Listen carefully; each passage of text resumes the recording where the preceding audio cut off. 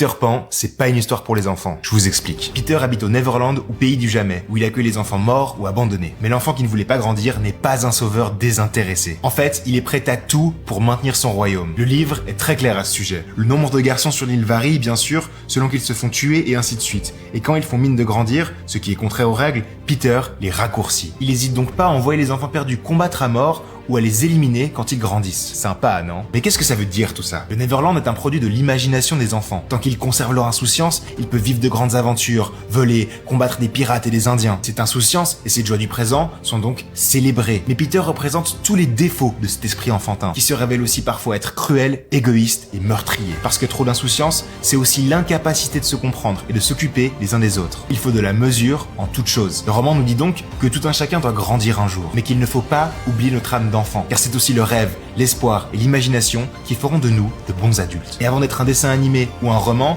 Peter Pan était une pièce de théâtre. Du 10 au 26 janvier, vous devez absolument découvrir l'adaptation de Jean-Christophe Imbert au Théâtre de Carouge, qui montre très bien tous les aspects de cette histoire que tout adulte se doit de redécouvrir.